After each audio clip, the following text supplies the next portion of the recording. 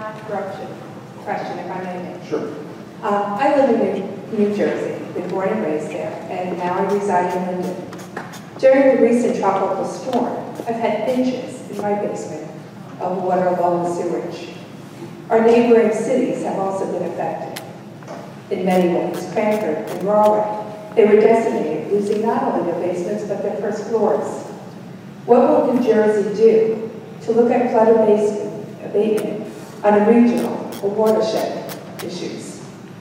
Trying to fix a flooding challenge by looking at each community is key, but we can't look at, it's not the total solution.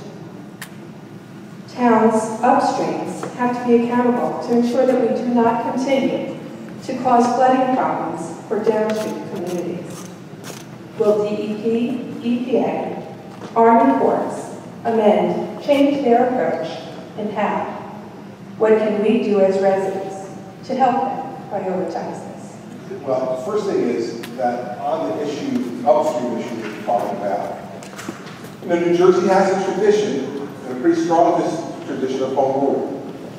And so each one of these towns, they're making judgments about development, which is what I think you're alluding to. If there's too much development upstream and not enough land to be able to absorb the water, that water flows downstream and has a disproportionate effect on the folks who are downstream. Each one of these towns very jealously guard their ability to make their own decisions regarding zoning. I know there's a controversy in Cranford right now about banning, in a mandatory way from COA, a whole bunch of additional new housing that will affect the town already is one of the towns that floods the worst in this region. And that's why we eliminated COA this summer and put these decisions back in the hands of the Department of Community Affairs and our own board legislation to sort of restrict the ability of the state to come in and mandate that you have to build housing in a particular place. Because it doesn't seem to me to make sense in a town that was as ravaged as Cranford was for us to be mandated that they have to do more development in that town, taking more land away that could naturally absorb the water that's going on. As far as DEP and EPA's rules, DEP is trying to deal with some of these flooding issues on a regional basis. In Passaic, we're trying to deal with it on a regional basis. We have a study commission that's working right now, an independent group of engineers, independent of the Army Corps of Engineers, who are working to determine what we can do in the Passaic River Basin to be able to deal with towns like Wayne and Little Falls and Pompton Lakes and Pompton Plains and Quantick, who are chronically flooded and really got involved in this last storm.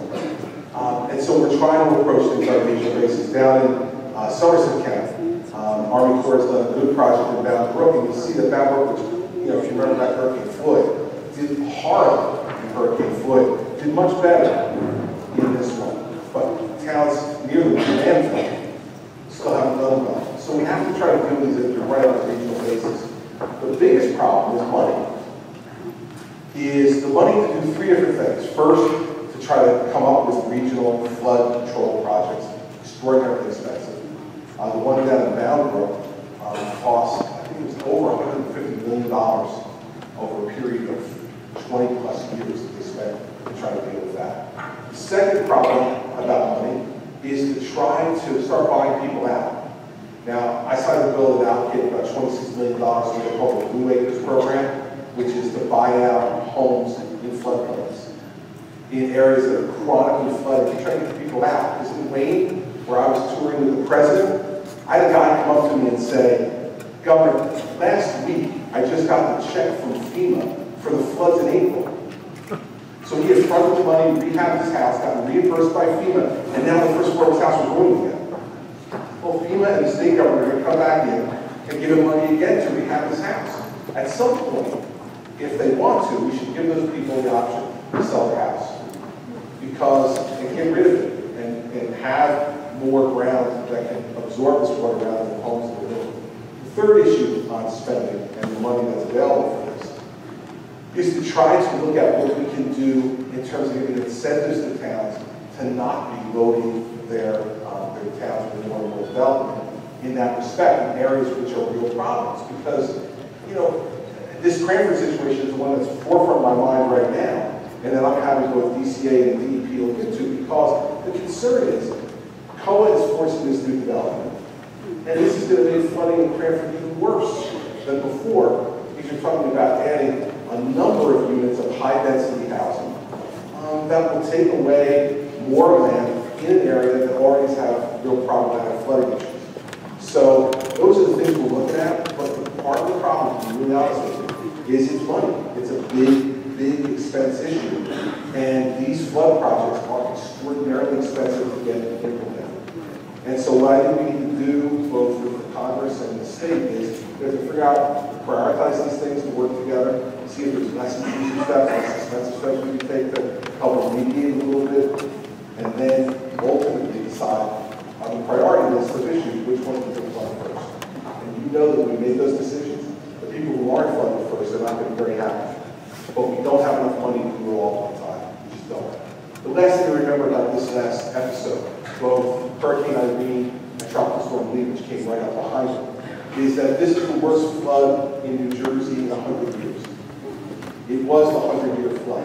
1903 was the last time that we had rivers, both the Raritan, the Passaic, the Rockaway, at the levels they were at, and the Delaware River when Tropical Storm Lee came through. Back in 1903 was the last time we were at that level. Worse than Hurricane Floyd, worse than 1984. And so that was the other thing that caused the huge problems that we had. The only thing I can take out of it, the only solace we can take out of it is that given that it was a 100-year flood, because we were prepared, because we were ready, and because we were careful, we had a minimal loss of life. Now, any loss of life is awful. Awful. We had a first responder in Princeton who lost his life, a young woman down in Salem County who lost her life, some folks in Ocean County who lost their lives inexplicably out on the jetty during the storm, despite the fact that I told them nicely that it might be there off the beach. But, you know, we were ready, and New Jerseyans responded appropriately. They got to safe ground. They evacuated the places we asked them to evacuate, and we got them back to their homes really quickly. And so, none of this is ever good, but those are the steps we're going to have to take. We're looking at some of them already, and then we're going to have to have a big discussion as a community about the money, and where we're going to prioritize the money first, because we can't take care of everything first. It's a good question that you brought up.